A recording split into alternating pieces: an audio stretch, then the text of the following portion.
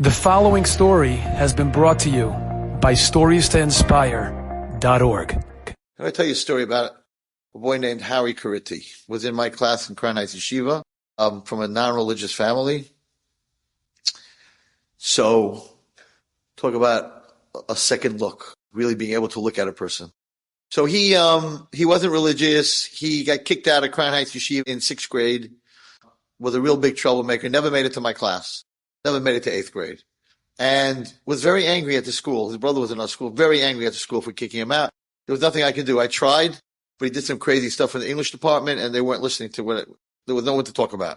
He was thrown out. He ended up in public school. And because if you're not in our yeshiva, you're in public school. Went totally off the derech, became a Buddhist. I went to his older brother's wedding. Now, in the old days, when I was a religious rabbi in Crown Heights Yeshiva, when all these kids were not religious, so they had these bar mitzvahs, and they had weddings, and they had what's called the Hava Nagila dance. So all the rabbis, they put a mechitza up, and the Goyish non-Jewish band only knew how to play one Jewish song, Nagila. That's all they knew.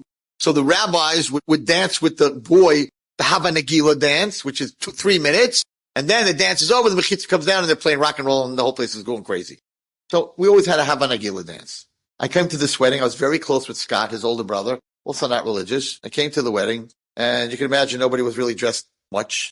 And I sat down on the table after the chuppah, and we're waiting for the Havanagila dance. And I'm sitting at the table, and Howie, the guy that get kicked that ended up in public school, is sitting there with a girl on his lap. And I don't have to explain in the shul what they were doing in front of me. He was doing it just to hurt me. Just to hurt me. Tattoos of Buddha on his arms, like totally. So I looked at him, and I was like, the fire in me was like, what are you doing? Like, come on, I'm Rabbi Wallerstein. What do you do this outside? What are you doing this in my face for? What are you trying to prove? Right? Well, I didn't say anything. Anyway, I walked over to him, and there's about some Nagila. I'm like, Howie, you want to dance with Rabbi? So he asked the girl who's on his lap, do you mind if I get up and dance with the rabbi? And she made the biggest mistake she ever did in her life. She said, go ahead. So he gets up, and we're dancing. And I'm thinking, I got to do something here. And I give him this big, fat kiss on his right cheek. And I'm like, Howie, girl, no girl, I don't care what you're doing. I love you, and I never would have thrown you out of school. And then I gave him a kiss on his other cheek. I said, but you're going to hell. That's what I told him. Both sides. I didn't say Gehenna. I said it because I knew what he would understand. And he said, what's the problem, Rabbi? I'm like, Buddhist? Come on, it's Avodah Zarah. Muslim is really bad, but Buddhist is Avodah Zarah. He says, you don't understand anything about that religion. I'm like, why'd you come? I was giving Chabura every Tuesday night. I said, why'd you come to my Chabura and explain it to me? Why would you bow that? Why would you believe in a little fat guy that couldn't lose 2 pounds? He had his belly out there all his whole life. He's the same size. I never saw a small Buddha. They all look the same. I was making fun of which, getting him very angry. And the girlfriend was also a Buddhist. She was the one who brought him into Buddhism. Temple, the whole thing, into it. I said, come to the Chabura and let's hear all about it, but don't bring her. He comes to Chabura and he gets up. He talks about it. I did know a lot about it. I studied all this stuff. I ripped him apart. And I said, now the deal is, next week you got to hear what I have to say about our religion. Fair. To make a long story short, Baruch Hashem, I got him. And I was going to Eretz Yisrael for Rosh Hashanah Yom Kippur, and I said, just come with me. I had to get him away from the girl. Just come with me for Rosh Hashanah Yom Kippur. He ended up staying there. I sent him to Eshat Torah.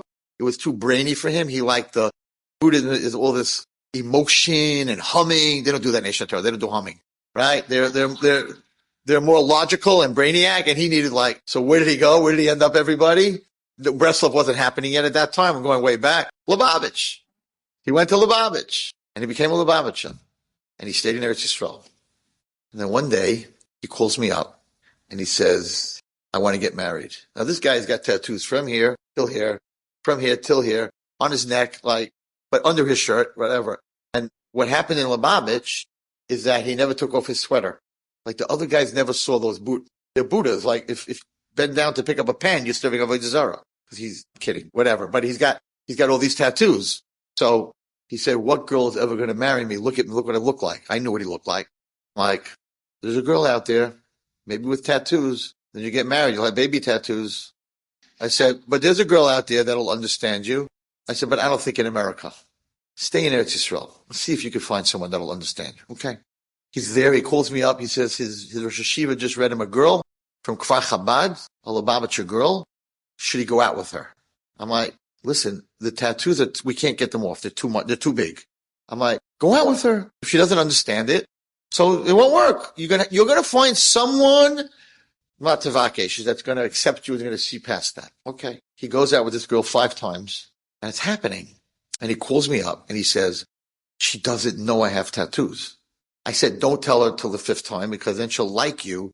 And then maybe she'll look the other way. If you're going to tell her up front, by the way, I got Buddha here and Buddha here. It ain't happening.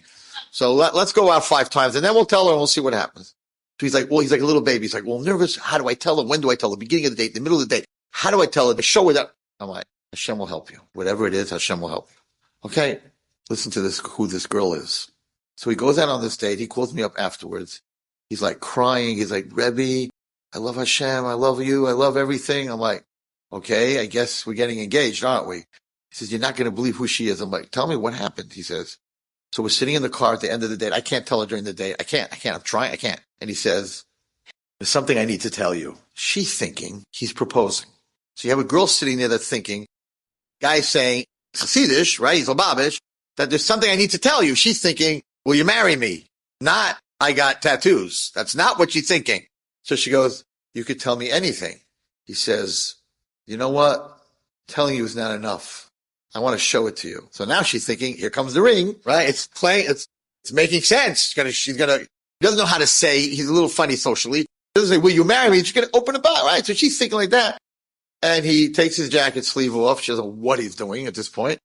And he pulls his shirt up and he says, I have another one like that on my chest and I have another one like that on my other arm. And I fully understand if you don't want to marry me. I mean, can you imagine such a moment? She thinks he's proposing, and now she's finding out the guy she's going with has Buddhas all over him. Snakes, cobras, Buddhas, you name it. She looks at Howie, and she says, I don't see anything. I only see the tattoo on your soul, and that tattoo is a Yud Hey Vav Hey. If you want me to marry you, I will marry you. They're married. They have 3 kids. They live in Bnei Barak. Chassidish guy, looks more religious than me. A girl was able to see past the first look. A person has that ability. She married him. She said, I don't see it. Enjoyed this story? Come again. Bring a friend. StoriesToInspire.org